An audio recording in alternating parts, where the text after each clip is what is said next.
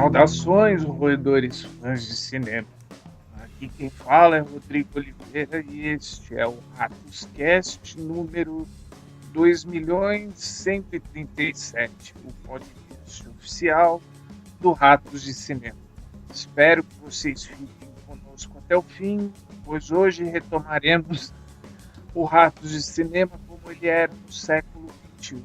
Mas para apresentar isso, chamarei os meus parceiros de criogenia, Marcelo Cipreste. Hein? Eu? E o homem bicentenário, João Bonfim.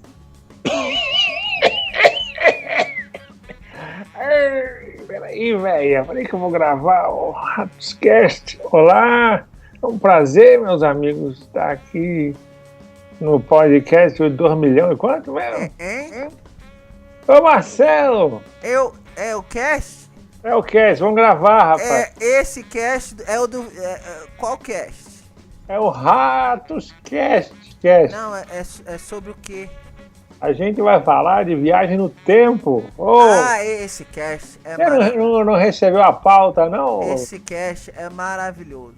Ele é o meu favorito, junto com o cast do... Rodrigo, deixa eu explicar. Já que hoje, aqui no ano de 2108, a gente tem a tecnologia. Eu acho que o Rodrigo dormiu, Marcelo. O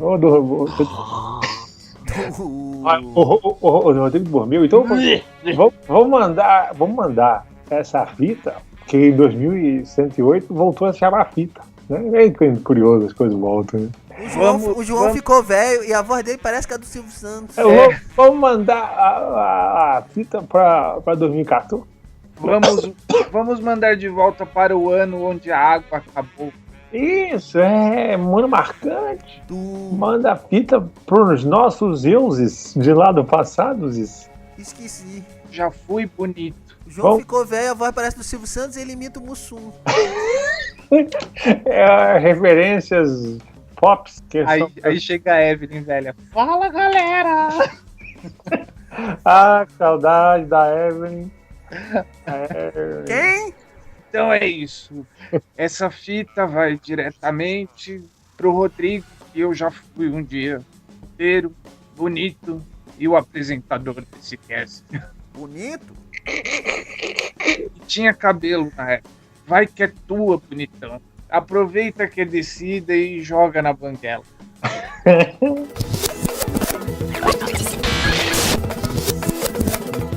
Muito bem, todos apostos? Sim!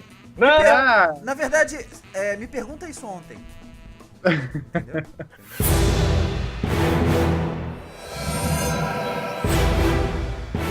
Ratos, viagens no tempo. Eu, particularmente, não entendo nada assim, sobre teorias que comprovem ser possíveis ou não a viagem no tempo. Mas é um tema que faz a minha cabeça. Todo filme que sai e tem o plot viagem no tempo geralmente me interessa. Todos concordamos que trata-se de ficção científica, né? O quê? Sim. Tadã! Sim. Não, vamos deixar isso bem claro, porque assim, a ficção científica, assim como vários outros gêneros, tem subgêneros, certo? Sim. Então quando a gente fala assim, filmes de viagem no tempo, alguns filmes são mistos de ação, ou de drama, ou de romance, ou de comédia, mas assim, são basicamente, eles têm basicamente a mesma estrutura da viagem no tempo, né? Eles têm que fazer sentido. Então vou abrir o cast fazendo uma pergunta pra vocês dois, assim. Você acha que a viagem no tempo, ela é um tema tão instigante, justamente por ser algo intangível, por enquanto? Interessante. Profunda a sua pergunta. É, interessante, eu nunca pensei Não é? Porque assim, tenho certeza que se a gente pudesse voltar no tempo e refazer certas coisas, apagar, consertar, naturalmente a gente faria. O fato de não ser algo tangível, pelo menos por enquanto, torna o tema mais interessante? Olha só, eu achei muito interessante a sua pergunta. Como o Marcelo falou, às vezes a gente não pensa, a gente simplesmente gosta, usufrui, consome, né? Esse tipo de produto, mas não para pensar muito filosoficamente em por que a gente gosta, né? Eu acho que passa por aí sim, Rodrigo, por esse fato de ser algo que todo mundo já se pegou um dia pensando, né? E se, né? Tanto a questão de viagem no tempo, como a questão de universos paralelos, né? E se fosse assim, não fosse assado, como seria, né? Eu acho isso muito interessante, esse exercício de imaginação. E a questão da viagem no tempo no cinema, eu acho que a gente já que... Boa abertura sua, Rodrigo, muito interessante, deixando claro já que a gente vai discutir a questão da viagem no tempo enquanto ficção, né? Porque é claro que não adianta a gente entrar no mérito, né? Entrar no mérito da ciência aqui, porque quem somos nós, né? A técnica do cinema em si, ela já é uma ilusão de tempo, né? Porque você tem ali uma série de fotografias que são momentos do tempo que são capturados, né? E você coloca em sequência, numa velocidade, você tem a ilusão de uma coisa que vai para frente, né? De uma história que vai para frente. Mas ao mesmo tempo você pode, depois da exibição, você vai lá na sala de projeção e você pega o rolo e você tem todas aquelas 2 horas ao mesmo tempo na sua frente. Então, isso é interessante. Né? Isso é muito interessante. Isso liga com uma teoria que é a seguinte: se você sai da sua casa de carro, não, porque São Paulo não dá para dar esse exemplo, mas assim, se você sai da sua casa correndo, tá? Você está correndo ali, e você chega ao cinema e assiste a um filme de 2 horas, antes do seu vizinho que saiu a pé, parou no meio do caminho e tal, você atingiu o futuro primeiro. Por mais que ele também esteja se deslocando em direção ao cinema. Né? Mas você atingiu o futuro primeiro. Se ambos tiverem o mesmo objetivo. Sim. Aí você liga com uma outra teoria de que é o seguinte: o futuro já está pronto, você é que não o alcançou. E, olha, eu acho que todas essas premissas são exploradas na ficção, né? Por exemplo, esse pensamento que você falou, o futuro já existe e a gente ainda não alcançou. O que a gente pode trabalhar para contar uma história que vai usar essa premissa e que vai ser interessante? Puxa, aí você tem um monte de história que você pode trabalhar em cima dessa premissa. Entenda que como você tem teorias distintas sobre esse tema, você tem isso aplicado ao cinema também. Por exemplo, vou dar um exemplo de um filme que a gente conhece bem, que é a trilogia De Volta para o Futuro. Ali você tem um conceito de que toda a ordem temporal, ali, toda aquela linha temporal, ela pode ser alterada. Se você voltar e mudar algo lá atrás, você corrompe o futuro, certo? Certo, essa é a premissa básica, né? Mas você tem teorias de que dizem que não, que a linha do tempo ela se arranja novamente e ela segue seu curso natural. Então eu fico pensando o seguinte, lógico que adotaram a linha certa para aquele filme. Isso. Porque se não fosse assim, o Marty McFly ele poderia fazer, mexer e tudo mais e tal, não ia alterar em nada a ordem das coisas. Foi aí que os caras souberam como explorar realmente o tema. Cada época que a gente vive, né? A civilização ela tem uma concepção um pouco diferente do que é o tempo e o que é o presente, passado, futuro. Então, o De Volta para o Futuro, ele é um filme que ele é fruto do final da década de 80, né? Onde você tem esses conceitos de viagem no tempo explorados de uma maneira até um tanto quanto simplista, mas que era perfeito para aquela época. E que mesmo hoje em dia, a gente assistindo o filme, ele é tão bem construído, apesar de, é claro, ter vários paradoxos, né, porque são inevitáveis. Falou de filme de viagem no tempo, vai ter paradoxo, né, porque são coisas que até a ciência não consegue explicar. Mas enfim, fora isso, é um filme tão bem construído no roteiro, a questão do vai para frente, vai para trás e tal, que te prende. E é claro que se você for analisar, né, assim, com mais calma, você vai ver 500 milhões de furos no roteiro. Normal. Só que enquanto você está assistindo, você está acompanhando a história, você entende o que está acontecendo, né? Você tem que ter, dentro daquela obra de ficção específica, a partir do momento que você estabelece as regras, você tem que seguir aquelas regras.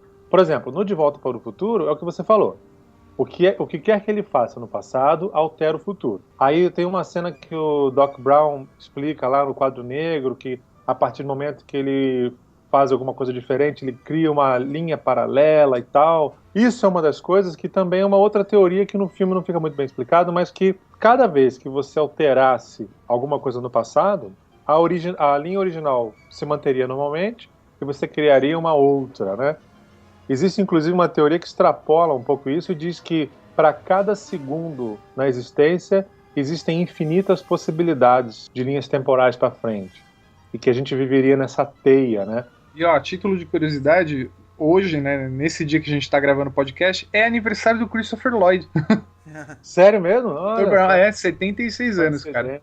Então, só para terminar meu raciocínio, eu acho que hoje em dia, quando a gente tem filmes de viagem no tempo, você vai ver conceitos muito mais complexos do que o que foi explorado no filme De Volta para o Futuro hoje em dia. Porque você já tem um público muito mais acostumado a ver filmes sobre viagem no tempo, que não são mais tão naivos, né, tão inocentes como eram os filmes antigos. Então você tem, hoje em dia, filmes com histórias assim de altíssima ficção científica, com conceitos super complexos e que o público já consegue entender, já consegue acompanhar. Então eu acho interessante também observar isso, né? Agora, João, o que é interessante disso que você está falando, eu concordo com você, mas o que eu acho mais interessante nisso é que a mesma teoria do De Volta para o Futuro, que é essa teoria que o Rodrigo estava explicando, né, de que se você volta a um certo ponto no passado, você muda aquilo ali, você cria uma linha temporal paralela, né? Você cria um outro futuro. Essa mesma teoria é a teoria do efeito borboleta.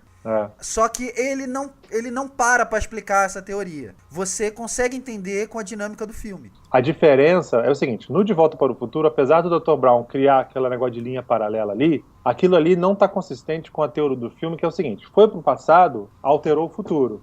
Ele confunde a gente, porque não é isso que o filme prega. O filme prega o seguinte, você vai para o passado, alterou o futuro automaticamente, certo? Sim. Então, tanto o efeito borboleta quanto o De Volta para o Futuro estão baseados nisso daí. A questão da história paralela, apesar do Dr. Brown fazer um desenho lá e mostrar essa linha paralela, não se aplica no De Volta para o Futuro. Porque, é verdade. Tá entendendo? Porque verdade. Essa da linha paralela é o seguinte, você agora passa a ter duas linhas temporais paralelas que coexistem. Existem dois Marty McFly, o da linha contínua e aquele que ele mudou. Isso, e esse Marty McFly paralelo, digamos assim... Ele vai voltar para a linha inicial. Mas é porque ele volta e refaz tudo. E não interessa se tinha paralelo ou não. Mas o que eu entendi daquela teoria, né, João, não é que na verdade existem duas linhas temporais acontecendo ao mesmo tempo. Essa outra linha que foi criada, ela apagou aquela primeira. Isso, exato. Entendeu? Exato. E alguns elementos daquela primeira estão presentes na segunda. Tá entendendo? Mas é isso que eu tô falando do efeito borboleta. Não é que tudo mudou. Apesar de que a teoria do efeito borboleta é exatamente isso. A borboleta bate a asa em um lugar do Japão, né? A teoria é mais ou menos disso. E você vai mudar você vai matar uma população inteira no Peru. Entendeu? Porque aquilo vai gerar alguma coisa que vai deixar de alimentar algum bicho, que enfim. E o efeito vai ser sentido no outro lado do mundo. É que ele tá tudo Na verdade, assim, acho que a melhor explicação disso é de um filme que nem é de viagem no tempo, na minha opinião. É o Jeff Goldblum no Jurassic Park, quando eles estão no Jeep, e ele vai explicar pra Laura Dern a teoria do caos, que é uma teoria que já foi mencionada em alguns filmes de viagem no tempo. O que é a teoria do caos? O que ele faz pra explicar a teoria do caos? Ele pega uma gota d'água, vocês lembram dessa cena, não? Sim, mais ou menos. Pega uma gota d'água e manda ela estender a mão, ela estende a mão, ele fala, me diz pra onde a gota vai. Aí ela fala, caiu pelo meu dedão aqui.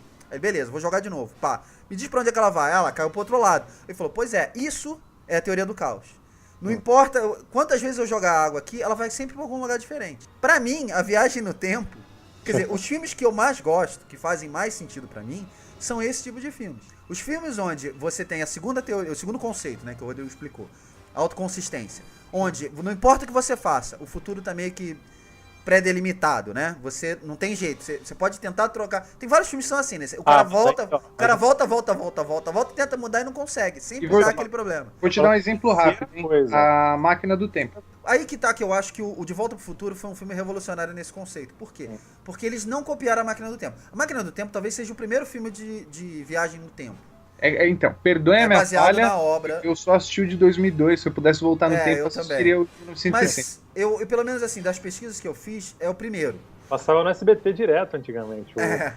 Então, assim, você tem... Todos os filmes que vieram depois vieram mais ou menos nessa linha. Era uma influência por todos os filmes. O Exterminador do Futuro veio antes do De Volta pro Futuro. O Exterminador do Futuro, James Cameron. Ele vai nessa linha da Máquina do Tempo. No final do filme, a Sarah Connor até se pergunta, será que o futuro está delineado? Será que eu posso mudar? Só que aí vem o segundo filme e você já... Quer dizer, o James Cameron seguiu essa linha, né? A gente não vai conseguir mudar. E no terceiro eles repetem isso também.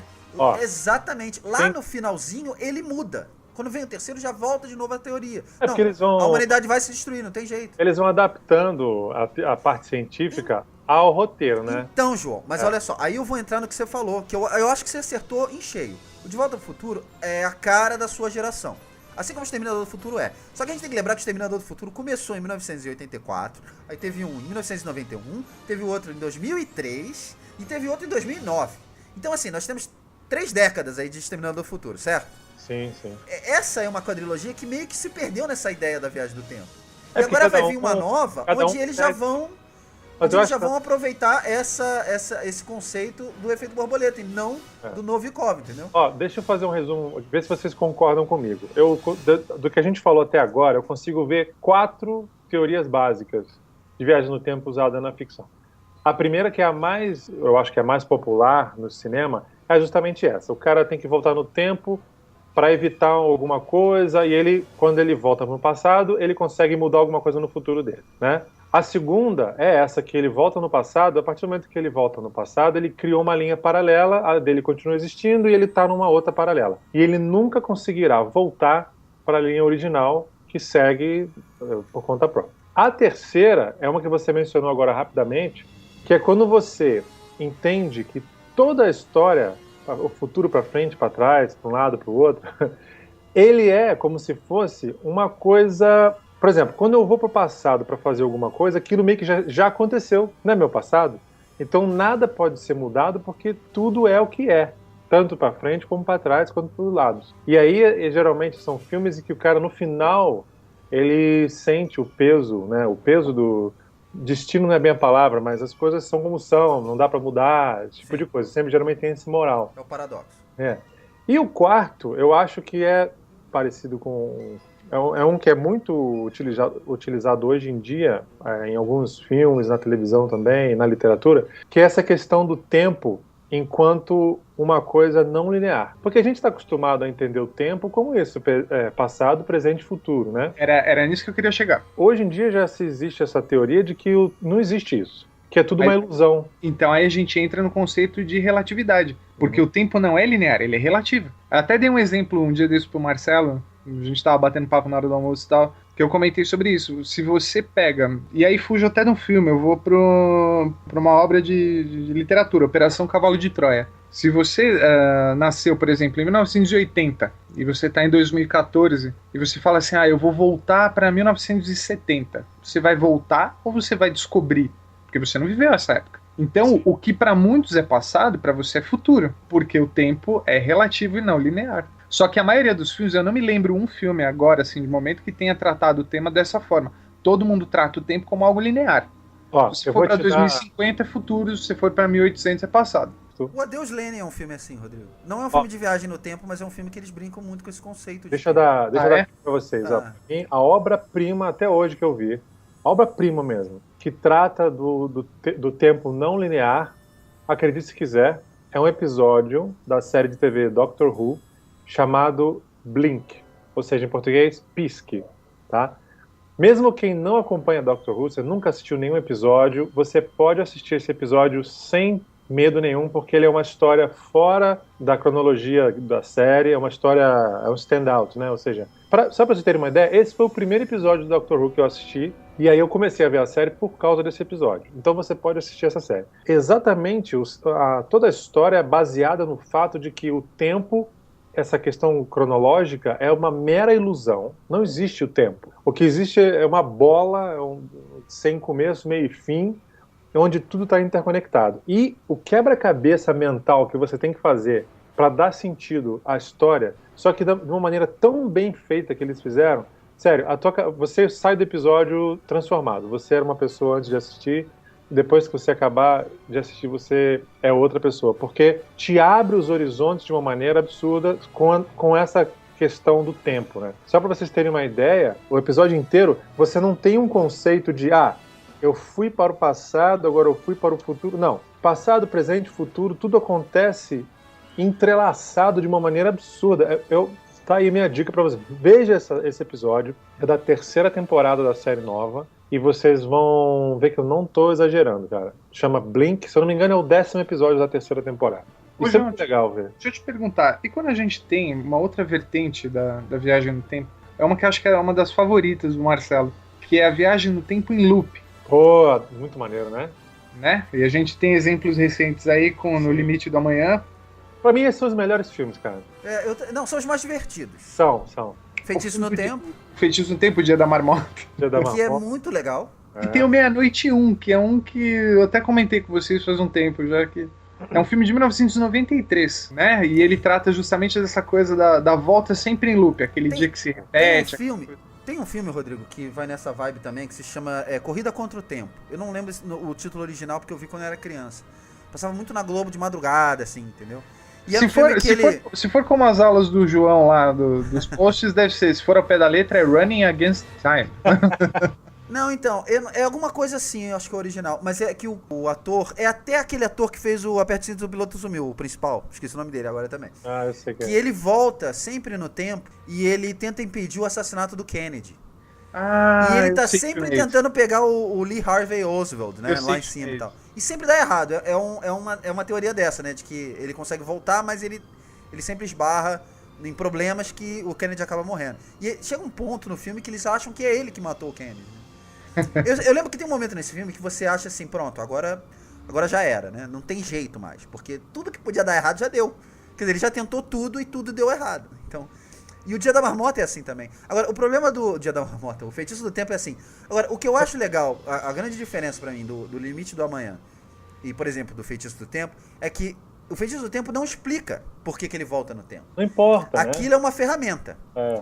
O Limite do Amanhã, ele procura explicar aquilo, e a explicação é absurda, mas é interessante, é diferente. Eu vou te falar que aí tá a diferença entre um filme de ficção científica e um filme que usa um elemento fantástico da ficção científica. Ali é mais fantasia servindo a um propósito de um romance e tal. Enquanto que o Limite do Amanhã tem essa preocupação de dar explicação. Mas, João, essa é a minha implicância. Não com o filme, mas com o conceito do X-Men Dias de um Futuro Esquecido. Por quê? Eu não gostei do filme por outras coisas, tá? Mas esse conceito de que, a gente é mutante, bota a cabeça aqui que eu vou fazer um telefoninho aqui em você, fazer o telefone, e aí tu volta no passado, cara. Eu posso fazer isso. Se tem algo no filme que me incomodou foi isso, né? A Kitty Pryde, de repente, ela desenvolveu um poder de transportar. Agora, o conceito de mandar a consciência pro passado, quer dizer, você não manda fisicamente a pessoa, né? A pessoa não pode encontrar ela mesma no passado ou no futuro. Mas, eu vou te dar um fundamento. O conceito da consciência eu achei interessante. Por exemplo, até hoje a gente não entende muito como funciona a memória. Aliás, o cérebro de um modo geral, né? E a memória, ela é uma coisa muito misteriosa, porque como a minha primeira memória, eu lembro, eu devia ter, 2 anos de idade, e eu lembro de eu experimentando a gravata do meu pai. Então eu lembro que a gravata ia até o meu pé e tal. Onde que isso fica guardado, né? Eu acho... E às vezes eu fico pensando se o nosso cérebro não tem alguma maneira dentro da nossa consciência de a gente realmente, quando a gente lembra, a gente está de alguma maneira em contato com aquele momento lá atrás que a gente viveu. Não é como se fosse um retrato, uma pintura ou um filme. Você não encara a sensação de déjà vu como algo mais próximo de um deslocamento no tempo? Mas aí tem explicações mais sem graças pro déjà vu, né? Simplesmente que o cérebro calcula muito mais rápido, né? Dizem que o teu hemisfério esquerdo registrou a imagem 1 átimo de segundo mais rápido que o hemisfério direito, aí você tem aquela dupla sensação. Né? É isso mesmo. Mas a questão da memória me intriga, porque pensa só, você viveu a tua vida, vem vivendo a sua vida, e de repente você precisa lembrar de alguma coisa, como que aquilo está armazenado no teu cérebro? Não faz muito sentido. Mas e se você tivesse, por exemplo, um cérebro quântico? Olha a pausa dramática. O que isso quer dizer? Que você poderia estar acessando os momentos que você viveu no passado, de uma maneira misteriosa, mas você poderia estar acessando. E isso explicaria a memória. Então, por que você também não poderia ter alguma maneira de acessar para frente? Então, por exemplo, se você tem uma mutante... Ô, João, acho que tu tá viajando. Esquece que é a Kitty Pryde, tá? Se você tem uma mutante que consegue acessar, ou melhor dizendo, que consegue extrapolar essas capacidades do teu cérebro quântico, então você consegue também fazer o caminho e mandar a consciência inteira para um outro momento daquela própria consciência, entendeu? Então esse é o embasamento científico que foi usado para explicar essa transferência no tempo da consciência, que também aparece naquele filme que eu nunca vi, mas é muito famoso, com o Christopher Reeve. Algum Lugar do Passado. Algum Lugar do Passado. Muito bom esse filme, aliás. Pois é, cara. Que é isso, ele manda a consciência dele pro passado. Né? Que é uma maneira de viajar no tempo pouco explorada no cinema. Aliás, o Christopher Reeve era um cara, assim, expert em viagem no tempo, né? Porque no Superman... Cara, olha, vou te falar uma coisa. Pra mim... Cara, você falou da melhor viagem do tempo do mundo. Não. Peraí. Gira a Terra ao contrário. Eu tava fazendo uma listinha das viagens no tempo mais absurdas pra mim. Superman é a primeira. Porque assim, olha só. É bom. O planeta... Olha, não, eu entendi a lógica deles. O planeta gira pra um lado, não é? E você é o Superman. Tu pode qualquer coisa, cara. E você começa a girar pro outro, o que você tá fazendo? Você tá viajando no tempo. Com certeza. Você está voltando no tempo. Esse foi o princípio dos caras. Aí assim... Mas deixa... Pera aí, não, calma. Tu pega um físico e pede pra um físico te explicar isso. O cara vai falar assim, bom, você... Primeiro que você mata a população inteira do planeta. Exatamente. Primeiro que você vai matar, assim... Nossa, você vai destruir a atmosfera do planeta. Só de fazer o núcleo girar pra outro lado, você já vai destruir o planeta. Mas, eu até entendo, é um filme de quadrinhos e tal. Agora só me explica uma coisa, assim. Se no primeiro filme do Superman, de 1978, você faz isso, você não precisa mais fazer filme do Superman. Porque qualquer problema que o Superman tem... Cara, Superman 2. Os caras entram no planeta. Aqueles 3 entram no planeta. Eles entram no planeta. Pera aí, não, rapidinho. Resolve essa merda. Volta. Por que ele não faz isso? Todo filme do Superman, eu vou me perguntar isso agora. Deixa eu perguntar uma coisa, Marcelo. Quando você viu esse filme pela primeira vez, você aceitou aquela explicação? Mas aí eu vou usar o poeta João Wolf pra me defender. Mas aí que Na época a gente aceitava. É aí que eu quero chegar. Hoje a gente vê e a gente acha absurdo e ri. Imagina no futuro o que a gente vai pensar quando a gente ouvir esse cast que a gente está gravando hoje. É aquilo que a gente está falando De Volta para o Futuro. Todo filme de viagem no tempo ele é um reflexo de como a gente entende o tempo naquela época. Que conforme o tempo, olha o tempo de novo aí, o tempo vai passando, muda completamente a nossa percepção e isso tem um impacto diretamente... Eu acho que a discussão aí é outra. Eu acho que a discussão é o seguinte, qual é o nível de absurdo que você está disposto a tolerar? Por exemplo, o De Volta ao Futuro é muito divertido, é legal, é o que você falou, tem furos. Só que assim, a gente, logo do começo, a gente tem que aceitar que tem uma máquina de tempo dentro de um carro. Sim, sim. Entendeu? E que ele vai pra qualquer lugar, simplesmente digitando num painelzinho. O painel entende pra onde você tem que ir. Exatamente um minuto. Não, você, um pouco mais de respeito pra te painelzinho. Aí, assim, a genialidade da coisa é o seguinte, eu não vou te explicar nada. Existe um negócio chamado capacitor de fluxo. Esse negócio é tão foda que eu não vou te explicar. Mas é isso que faz... Ele usa uma frase no filme que é exatamente assim. É isso que faz a viagem do tempo acontecer. Essa é toda a explicação que você quer, tá ali. Só que eu não vou te explicar. Mas é mais ou menos isso que o Marcelo faz. Toda vez que eu entro na sala dele de edição lá, eu olho o programa lá no computador e eu falo, cara, como é que funciona isso aqui? Pô, eu não vou te explicar. Mas é que isso aqui que eu boto o áudio nos filmes e faço a montagem. Mas isso é um pouco também o sinal dos tempos. Eu volto a bater nessa tecla. Porque hoje em dia, num filme de ficção científica, parece que a gente tem uma necessidade de entender os porquês. Que antigamente eu acho que não tinha. Não, João, olha só. Eu acho que o porquê não é nem a questão. É como eu te falei, pra mim, o que me afasta do filme é o absurdo do filme. Vou te dar um exemplo que eu acho que você vai entender. Cada vez que eles tentam mais explicar a viagem no tempo, eu acho que é aí que você perde o público. Claro, porque não tem como. Quando você fala uma coisa do tipo, é esse objeto que faz a coisa acontecer, eu acho que o público aceita mais fácil. Tá entendendo? Por mais absurdo que seja. Por mais que seja, o que te leva a viajar no tempo é um trem.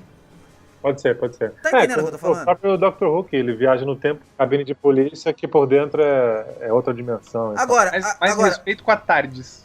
Exato. Eu acho que o problema é quando você tá fazendo uma coisa no passado e você chega no futuro de outra maneira. Por exemplo, tem vários filmes que são assim. Por exemplo, Os 12 Macacos, que é um filme que eu adoro, tá? Isso pra mim é o único problema do filme. Você não vê como ele viaja no tempo no 12 Macacos, a não ser por uma cena onde ele entra numa redoma, tipo da mosca, e começa a girar aquele negócio. E aí corta a cena, ele tá nu, numa estrada, enfim. O legal do 12 Macacos é que eles falam assim, olha, isso aqui não é preciso. A gente vai te mandar pra algum lugar, a gente não sabe. A gente sabe que é passado, mas a gente não sabe onde, quando. Tanto que tem um momento no filme que é muito legal, que ele vai parar numa guerra, lá no México. É legal, isso é uma parada interessante, você não tem controle, né? Isso é uma coisa interessante. Só que assim, você colocou o cara num ambiente fechado. Ele aparece em outro lugar, quer dizer, é um teletransporte, viagem no tempo, uma coisa meio confusa. Aí você tem, por exemplo, o exemplo do Time Cop, que pra mim é o mais absurdo de todos, do Van Damme. Do Van Damme. Que ele literalmente entra num... Pra mim aquilo ali é um negócio de parque de diversão, sabe aqueles carrinhos de parque de diversão? Não sei se você lembra do negócio, mas ele entra com um parceiro. Aí ele aparece no futuro andando. Depois de sair numa bolha do Exterminador do Futuro, ele aparece andando. Deixa eu entender, o cara tá sentado num negócio de velocidade. Daqui a pouco ele sai andando no meio Isso é do nada. resquício, sabe de quê? Sabe, isso é resquício. Lembra, por exemplo, os caras estão andando e eles vão invadir um galpão e tal. Aí depois mostra, o policial chega, me mostre aí a fita das câmeras. Aí ele coloca lá o play e mostra o filme, tipo, mesmo enquadramento, mesmo... sim. O Michael Bay faz isso até hoje. As cenas que os caras pedem pra ver no computador, qualquer filme dele, você pode ver isso. Sempre tem um corte Michael Bay. Tem um plano aberto, depois corta pra um plano fechado, assim, sabe? Tipo, e é uma câmera de segurança. É resquício disso, assim, tipo, dane-se, entendeu? É linguagem... Não, então, João, mas você sabe, você entende isso e você ou questiona ou não. Ó, o próprio Time Cop, deixa eu só pra encerrar o Time Cop, tem um conceito de absurdo que é genial, que eu acho ótimo, que é o conceito de a matéria não pode... mesmo tempo. Dois corpos no mesmo... não ocupam o mesmo espaço no mesmo tempo. Aí, o princípio dos dois corpos dele é o seguinte... Você do passado e você do futuro. Óbvio, quando você tá vendo o filme, você acha legal. Então, se você se tocar no passado ou no futuro, você vira uma bolha. Porque isso na física não existe. Só que, peraí. Eu do passado e eu no futuro, tive várias mutações, eu troquei de pele várias vezes. Não é a mesma pessoa. É verdade. Posso ser a mesma pessoa da consciência. No sentido carteira de identidade, a mesma pessoa. Agora, a pele, tudo isso, não é o mesmo corpo ocupando o mesmo espaço. E aí a gente entra na filosofia do Heráclito, hein? Caramba, agora fala. De que você nunca entra no mesmo rio duas vezes, porque se você entrar e sair, o rio é outro, o rio será outro e você será outro. Essa teoria é citada nos 12 Macacos. É verdade, cena no cinema, ele fala também isso. E assim, falando em questões de teoria, então, o primeiro Planeta dos Macacos, assim, ele segue um pouco a risca assim, de uma teoria que a gente já viu sobre viagem no tempo, que é a coisa de você se deslocar numa velocidade absurda, né? Então, o tempo para você ele vai correr mais lentamente, mas para a pessoa que está em terra, vão ter passado milhares de anos. E é o que acontece no primeiro Planeta dos Macacos, de 68. Essa teoria que você está falando do Planeta dos Macacos é a da teoria da relatividade. É, a do Einstein. Quanto mais próximo da velocidade da luz você viaja, mais lentamente o tempo passa, porque aí a gente vai entrar em coisas técnicas que eu não vou saber de cabeça. O tempo tem uma velocidade. Ele dá um exemplo assim, se você viajar a uma velocidade 9.999 e tal. Porque assim, para você o tempo vai ter passado bem lentamente, mas assim, para quem ficou em terra, vai ter passado, sei lá, um século. Na velocidade da luz exata, o tempo equivale a zero. Então, quanto mais próximo você chegar da velocidade da luz, mais lento vai passar para você relativamente. Porque o que acontece? Para você, no seu ponto de vista, o tempo passa normal. Por exemplo, se você tiver um relógio, o ponteiro não vai andar mais rápido porque você está na velocidade da luz. Não é isso. O teu ponteiro vai andar na mesma velocidade, você vai envelhecer no mesmo ritmo, mas como você está andando muito rápido, quem tiver numa velocidade relativa à luz bem menor, vai ter uma passagem do tempo mais veloz. Então, se esses dois elementos se reencontrarem em algum ponto no futuro, para quem ficou estático em relação à velocidade da luz, passou mais rápido. Passou mais devagar. É o mesmo conceito do cinema que o Rodrigo falou no começo. O que eu acho mais legal dessa teoria é exatamente que eu acho que de todos os filmes que a gente falou, pelo menos até agora, o Planeta dos Macacos é o mais realista. Porque ele usa uma coisa que é real, de ciência, entendeu? O que eu acho legal do Planeta dos Macacos é que ele tá preso àquilo ali, ele não tem como voltar. Né? Ele não pode brincar com o tempo de ir e voltar. Não. Ele só se deslocou pra frente. Ou como, por exemplo, a gente falou em algum lugar do passado, onde ele vai, ele em algum momento, por algum motivo, que a gente também não é explicado no filme, ele acaba voltando. E a vida dele mudou. O que é interessante do Planeta dos Macacos é isso, você tá preso em um problema. Ele nem sabia, acho que ele nem se... Quer dizer, eles sabiam, mas ele não se liga até o final, né? Agora é interessante, repare que esse próprio conceito depois ele vai ser ignorado no outro filme lá pra frente, quando eles voltam no tempo, os macacos voltam no tempo. O primeiro filme ele é certinho de acordo... tem razão, é verdade. Né?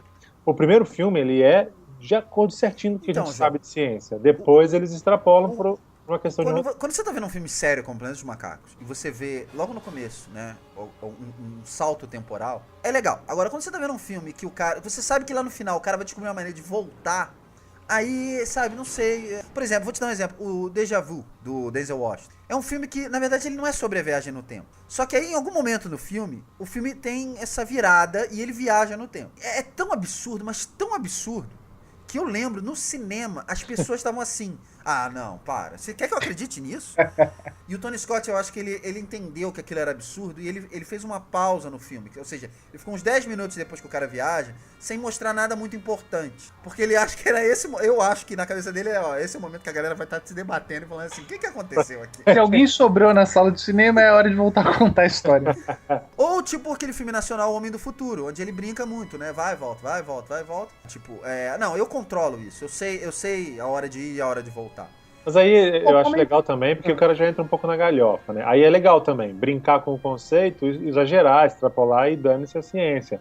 É uma maneira também divertida de contar a história também, né? Não, é divertido, só que é como eu falei, é elevação da descrença. Sim. Tudo bem, ele viaja no tempo, foda-se, não quero entender como é que é. É a minha teoria este objeto aqui nos faz viajar no tempo. E pronto, não pergunta mais. Entendi. Isso me lembra sempre o que um ex-chefe dizia. Eu não quero saber quem morreu, só quero chorar. Agora, no filme Efeito Borboleta, o que é mais inacreditável? É a viagem no tempo ou o Ashton Kutcher fazer um papel bacana? Acho que o Ashton Kutcher fazer um papel bacana. Eu também acho. Que depois nunca mais se repetiu. Sabe um filme onde o personagem, lá no final do filme, ele descobre que eu não posso ser mesquinho, eu tenho que me sacrificar em prol de todo mundo? É no Looper. Vocês chegaram a ver o Looper? Sim. Cara, eu gosto desse filme, eu sei. Cara, esse filme é muito bom. Você não gostou? Não, eu achei bem legal esse filme.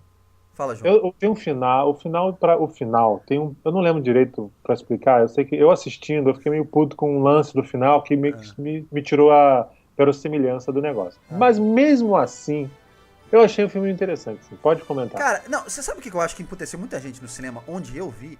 É que você começa a ver um filme e do meio pro final ele é outro filme. Tem isso. Não, e a solução final, Mas é brilhante.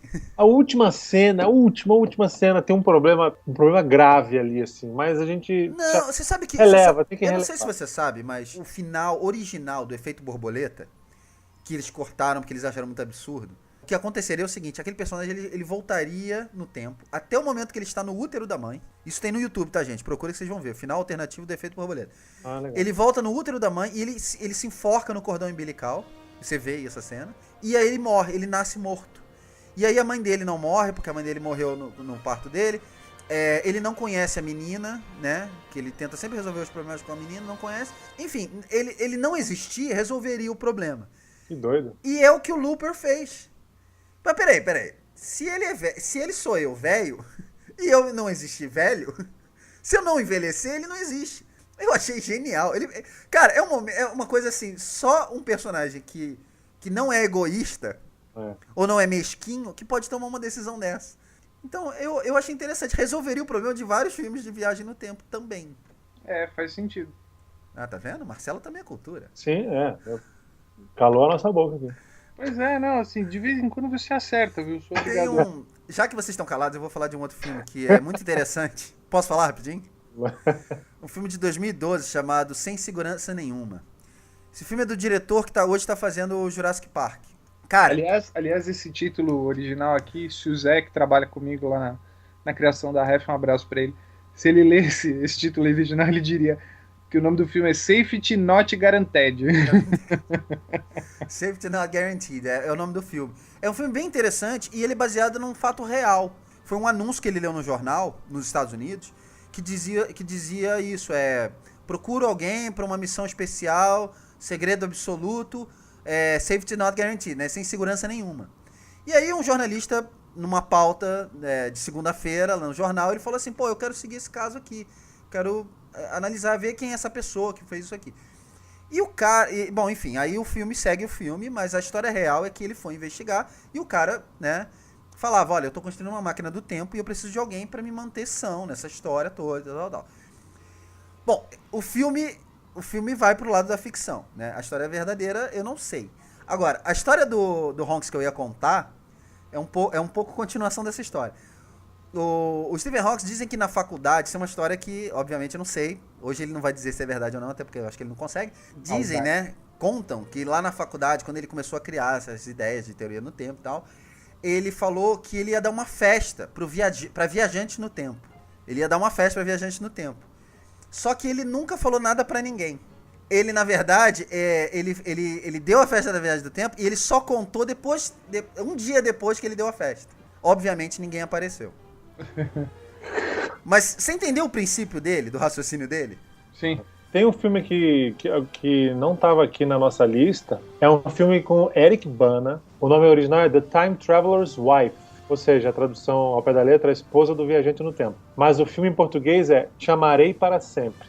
Ou no inglês nórdico é O Viajante no Tempo da Mulher. Exatamente. Cara, esse é um filme que eu vi por acaso. Não sei nem por que eu fui ver esse filme. E é um romance entre um homem e uma mulher. Só que, olha só, ele tem uma doença genética. E essa doença que ele tem faz com que ele, sem nenhum controle, desapareça do tempo que ele está e vá para outro, que pode ser no passado ou no futuro. Então, por exemplo, o cara tá lá com a mulher, dando beijinho e tal, daqui a pouco ele, some.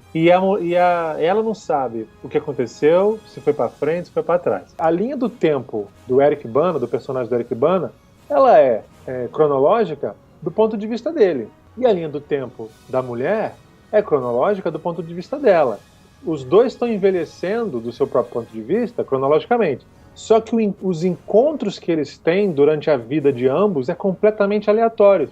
Não, mas eu não entendi. Ele pula para algum lugar no tempo ou para outro espaço? Não, para outro lugar no tempo. Ó, do ponto de vista dela, a primeira vez que ela vê o cara é quando ela era criança. Só que quando ele aparece para ela criança, ele já era casado com ela lá no futuro dele. Então o que acontece?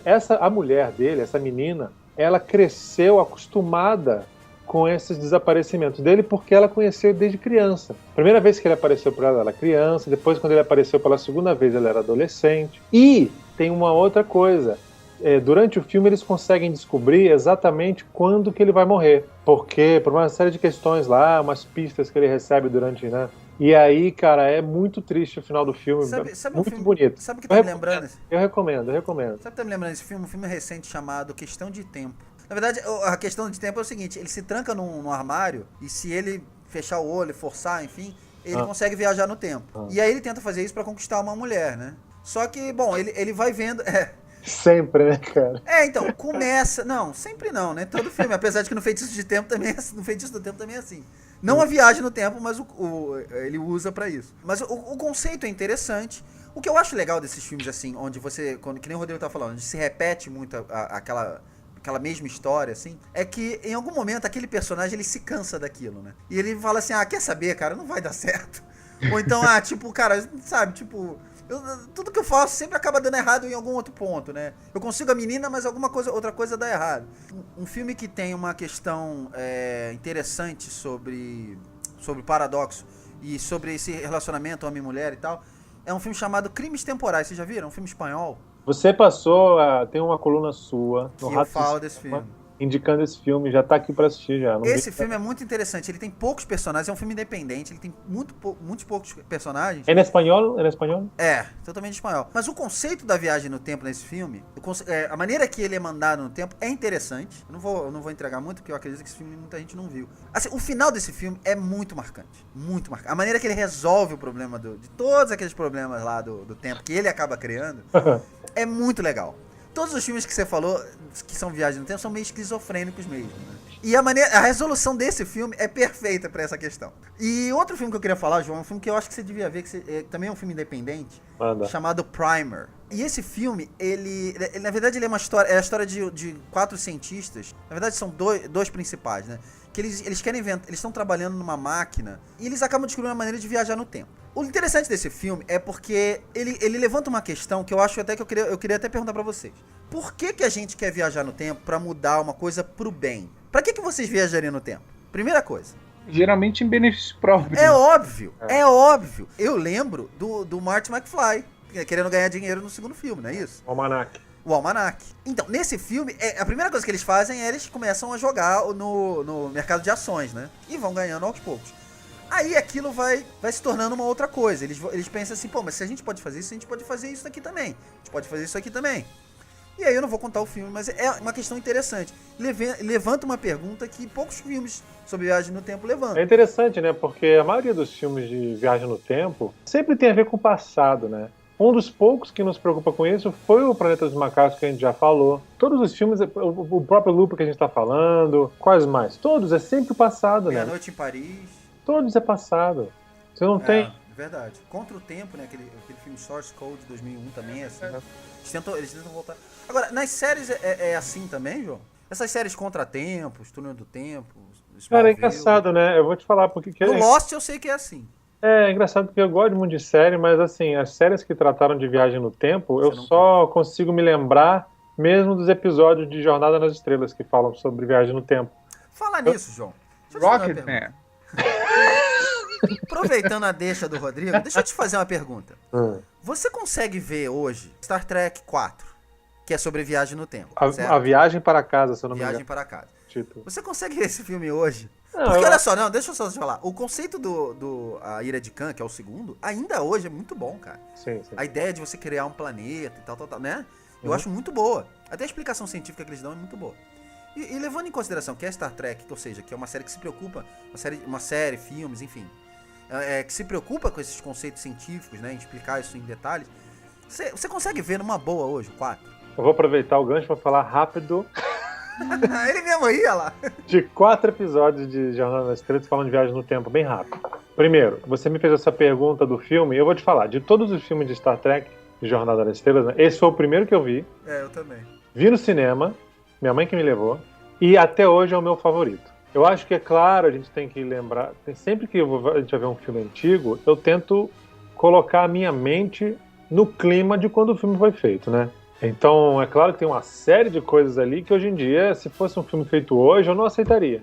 Quer dizer, então, até pra isso você transporta a sua consciência, é isso? Tá vendo? Mas é isso mesmo, a gente tem que fazer nós mesmos, olha só. Por isso que a gente fala que o tempo não é uma coisa linear. Eu ponho um filme antigo pra ver, a minha cabeça tem que voltar a um estado semelhante ao que eu poderia ter vivido naquele mesmo tempo que o filme foi feito.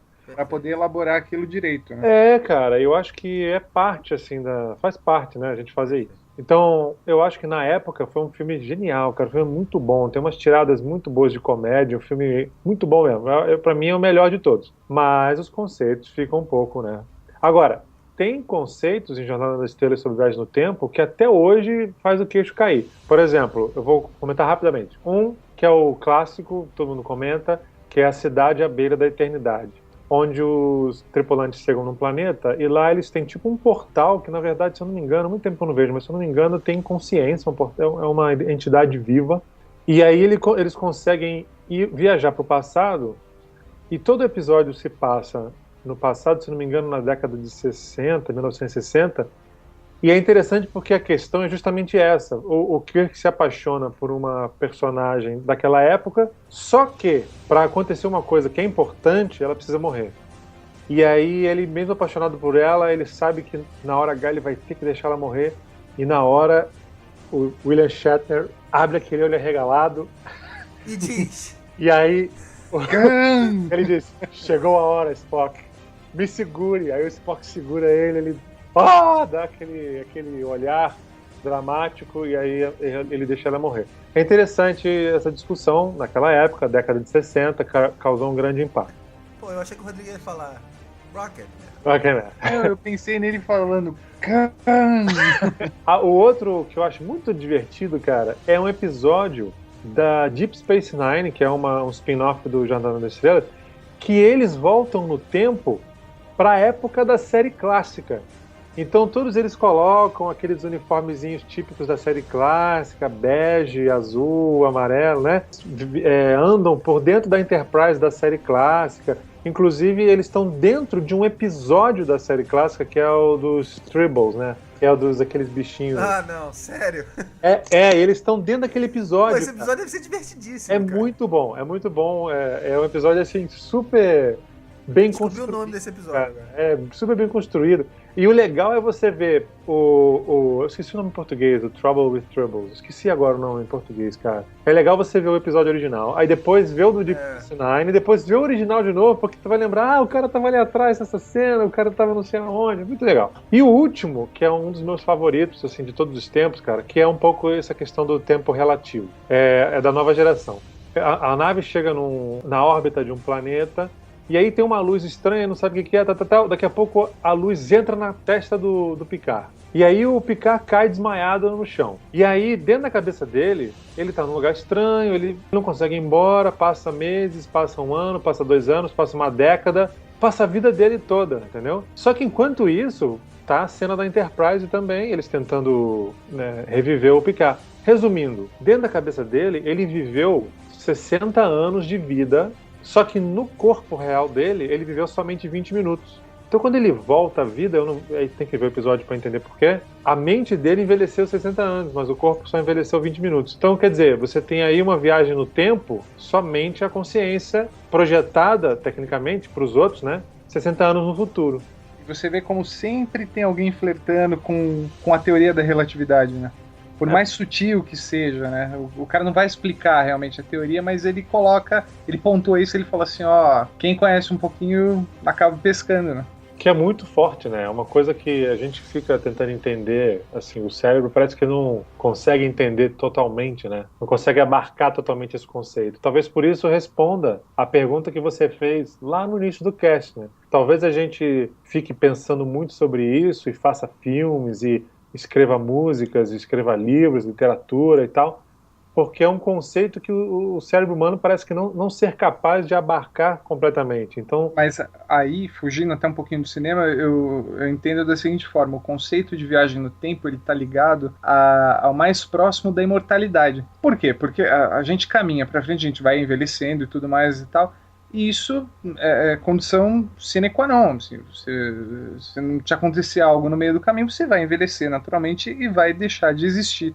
A viagem no tempo, o que ela te proporciona? Se eu estiver indo rumo ao fim, eu posso voltar para o início. É aí que eu entro naquela coisa do intangível, sabe? E de repente, a viagem no tempo, ela é esse tema tão fascinante e tal, porque ela está ligada ao quê? A ruptura com a finitude, né? Olha, o Rodrigo acabou de explicar o 2001, Odisseia no Espaço. O final, aquele bebê e tal. É exatamente. isso mesmo. É bem isso mesmo. Ou seja, já que a gente tá falando de espaço, meu irmão, não contesta. Aproveita que é descida e joga na banguela. Joga na banguela. Finalmente conseguimos usar.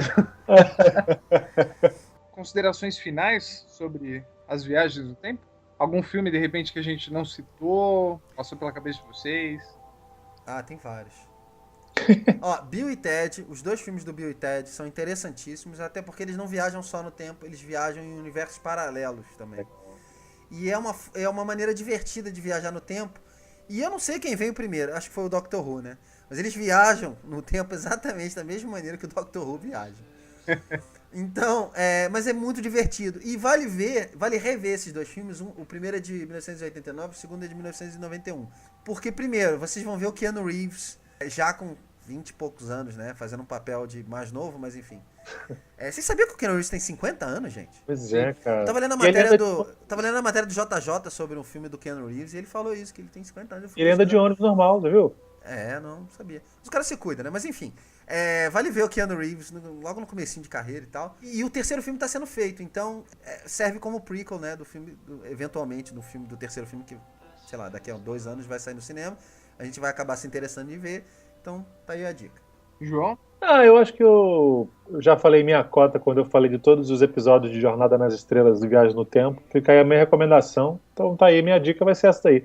Episódios de Star Trek que falam de viagem no tempo e o filme, o 4º filme também. A gente pode falar então, falando de Jornada nas Estrelas, sobre o reboot do Jornada nas Estrelas, que não é bem Viagem no Tempo tradicional, mas porque ele encontra o Spock, é verdade. É verdade. A gente deixou de falar e, por exemplo, você tem um personagem que faz o link entre justamente o que a gente falou de 2 realidades paralelas. Isso foi uma coisa muito ousada do J.J. Abrams. E que no terceiro filme serão 2, porque vai entrar também Rocketman.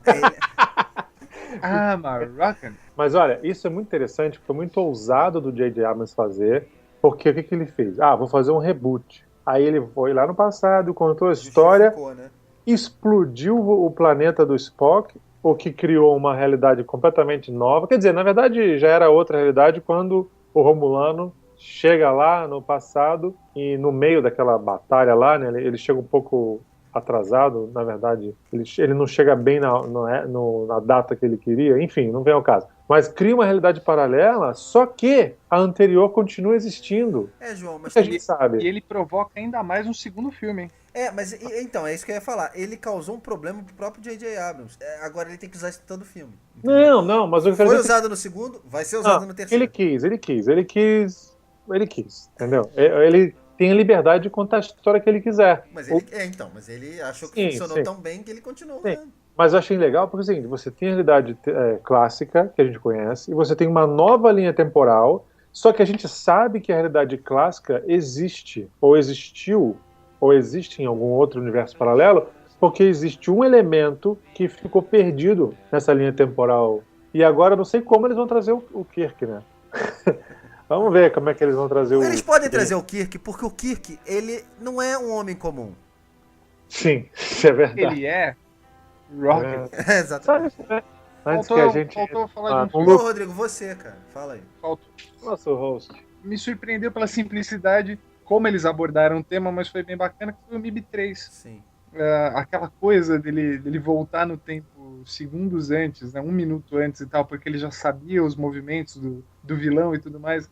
Cara, quem nunca fez isso, sabe? Jogar uma fase do videogame e falar assim, bom, agora que eu morri, agora eu já sei como é que eu faço essa mas fase. a maneira que ele viaja no tempo eu não curti muito, não. Dele se jogar do prédio e tal. É bem MIB mesmo, sabe? É bem exagerado, né? É bem fora do comum. Não comentamos uma série que passava na SBT nos anos 80, Voyagers, Os Viajantes no Tempo. Alguém lembra dessa série? Não, essa eu não lembro. Eu não assisti não, mas eu lembro, sim. Eles iam tentar consertar, né? E eles tinham era um tipo de bússola dourada, lembra? Então, mas era engraçado porque a missão deles era fazer com que tudo voltasse ao que era pra ter sido, né? E tinha alguém lá sempre tentando mudar. E eles iam atrás pra tentar, não pode mudar não, tem que ser assim. É o Time Cop, pô. É o Time Cop. É o princípio do bem Time Cop. Mas o Time Cop veio depois, mano. Bem depois. Veio depois porque o Time Cop, inclusive, veio dos quadrinhos.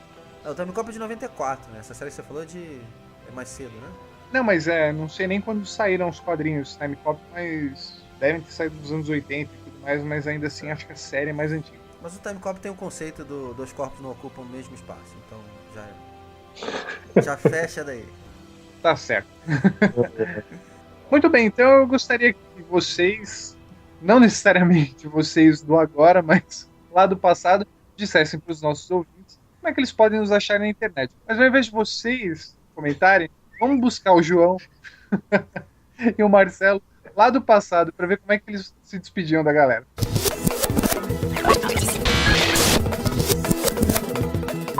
João, você quer deixar um contato aí? Quer deixar um... Gente, contato, tem minha página no Facebook, é fácil de você encontrar, se você digitar João Wolf no Google, você vai achar tanto a página no Facebook quanto o meu canal no YouTube. Tem uma série de vídeos engraçadinhos lá, que eram os programas que eu gravava enquanto eu estava trabalhando em navio. É bem divertido, eu recomendo o pessoal olhar lá.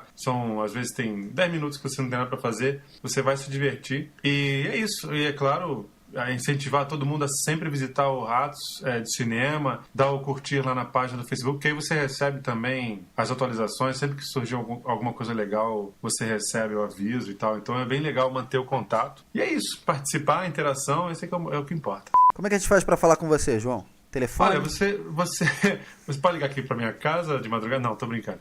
Não, na própria página do Facebook e no canal do YouTube você pode deixar mensagem lá e eu entro em contato, com certeza. Legal. Não deixe de fazer sua crítica, não deixe de fazer seu comentário. Pra gente é muito importante. Olha só, Rodrigão, dá o teu contato aí pra galera. Como é que a galera pode mandar um e-mail pra você, fazer críticas, fazer comentários? Cara, bom, primeiro eu queria agradecer ao fato de estar me juntando a turma dos Ratos Cast, de ser esse novo rato, né? Sim. E pra mandar sugestões, críticas, xingar, falar, cara, que merda, né? O que você falou? Que escroto. Eu tô achando que tu tá achando que é um carioca que vai fazer isso. Primo do Marcelo. e sugerir, de repente, uma pauta, algum tema aí para futuros podcasts, se eu sobreviver aos 3 meses de experiência, e o contrato continuar aí, né? Continuar em vigor, a gente vai tocando aí novos podcasts e novas colunas. Valeu, Rodrigão, obrigado. Mais uma vez, obrigado pela sua participação. E bem-vindo. Hoje eu não vou encerrar da maneira que eu geralmente encerro. Eu vou pedir pro Geleia encerrar pra gente. Por favor, Geleia.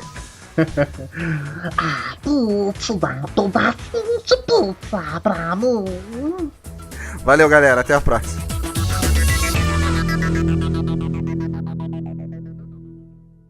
Mas, eu até entendo, é um filme de quadrinhos, tal. Agora, Mas, deixa eu só terminar. Deixa eu terminar, cara. Deixa eu terminar nada, porra. Quero te fazer uma pergunta. Tenho certeza que lá no futuro você já terminou sua explicação.